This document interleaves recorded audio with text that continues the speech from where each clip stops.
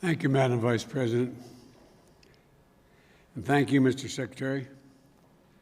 On Friday, I submitted to the Senate for confirmation my first slate of nominations for four-star command positions in our armed forces. Among them, two outstanding and eminently qualified warriors and patriots, General Jacqueline Van Ovost and United States Air Force, is currently the only female four-star officer serving in our military. I nominated her as Commander of United States Transportation Command, and when confirmed, the Lieutenant General Laura Richardson of the United States Army will be promoted to the rank and join General Van Ovost as the only another four-star general. I nominated her as Commander of the United States Southern Command, and when confirmed, they will become the second and third women in the history of the United States Armed Forces to lead combatant commands. Each of these women have led careers demonstrating incomparable skill, integrity, and duty to country. And at every step, they've also helped push open the doors of opportunity to women in our military, blazing the trail a little wider, a little brighter, for all proud women following in their path and looking to their example.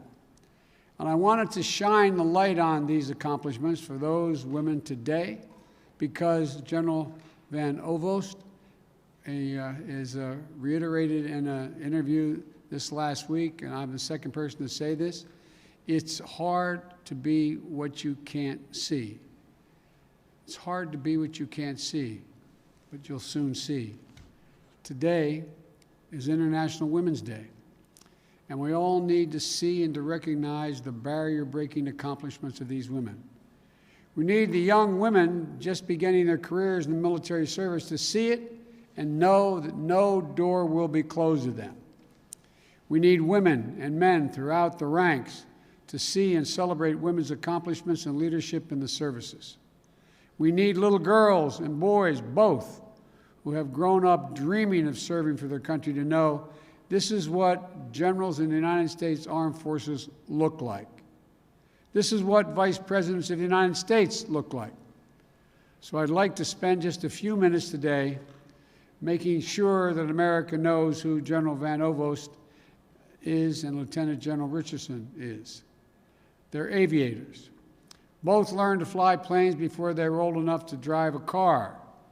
General Van Ovost, is a first-generation American, the daughter of Dutch immigrants who owned a flying operation.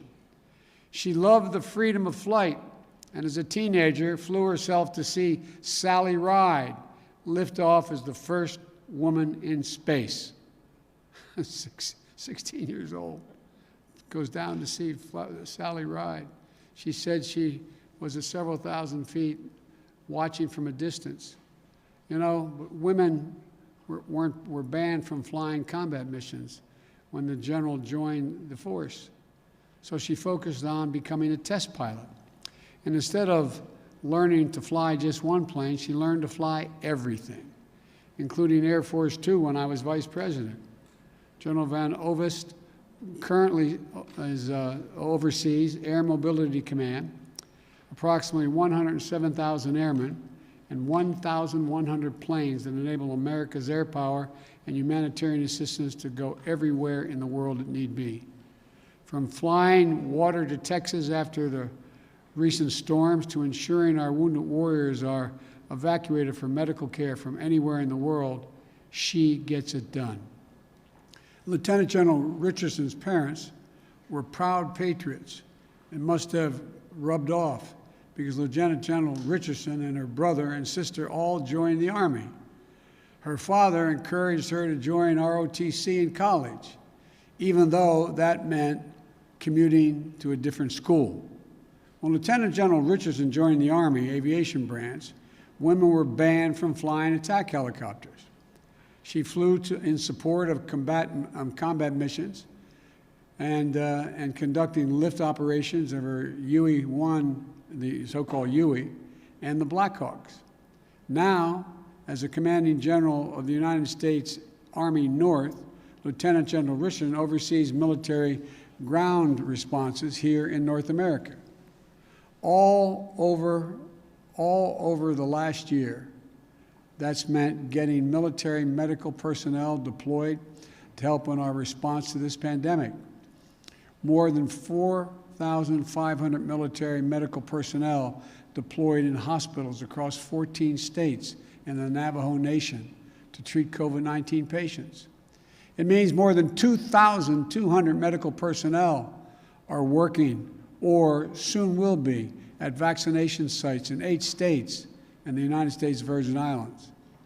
I'm so proud of the incredible work Lieutenant General Richardson and her team have done to support the American people this year, and the American people are as well. They're warriors. They're crisis-tested commanders. The best of all, they're not done yet. Neither of these incredible generals is resting on her laurels or on her stars.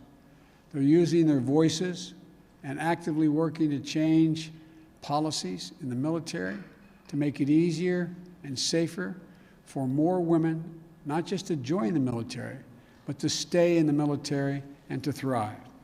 I'm incredibly proud that in 2015, under the Obama-Biden administration, we took the final steps to open up all positions in the military to anyone qualified to serve in them.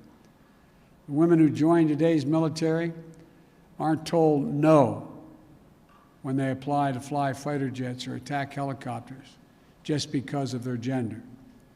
They aren't told no when they want to apply to Ranger School or infantry officer basic training. But they all know that there's much, much more work to be done to ensure that women's leadership is recognized, that we have more diverse leaders, we reach the top echelons of command for all who are qualified, including all women, and that all women feel safe and respected in our military, period. You know, some of it's relatively straightforward work, where we're making good progress designing body armor that fits women properly, tailoring combat uniforms for women, creating maternity flight suits, and updating requirements for their hairstyles. And some of it is going to take an intensity of purpose and mission to really change the culture and habits that cause women to leave the military. That women are making sure more diverse candidates are being considered for career advancing opportunities at every single level. That women aren't penalized in their careers for having children. That women aren't just token members, but integral parts throughout all branches and all divisions. And that they can completely, fairly engage in promotion, compete all across the board, including on age and gender neutrality and physical fitness tests. You know, that both members of the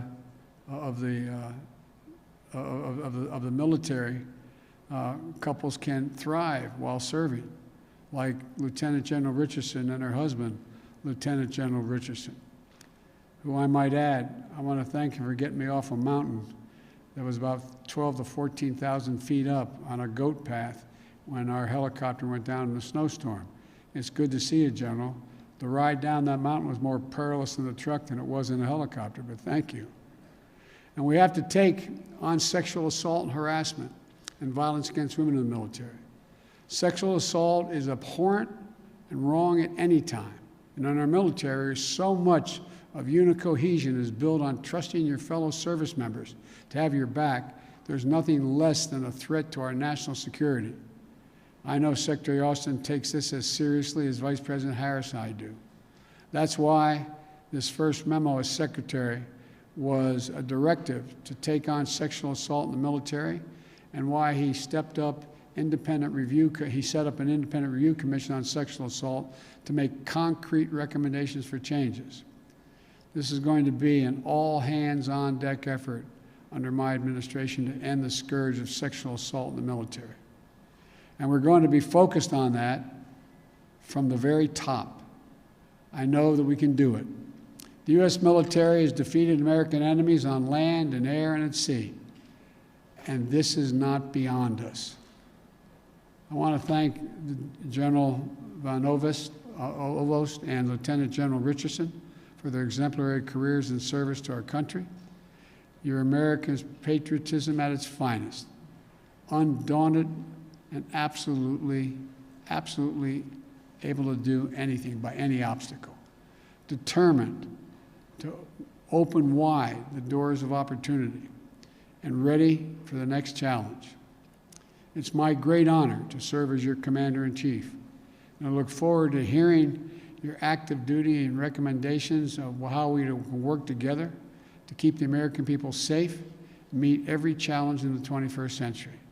So I want to thank you both, and I want to thank the former general. I keep calling him general, but the guy who runs that outfit over there.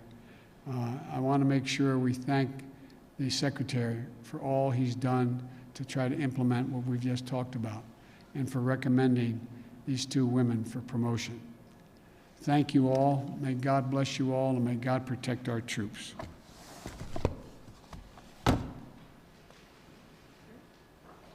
Thank you. Yes, sir. Thank you. Good news, you don't have to speak. Thank you, everybody.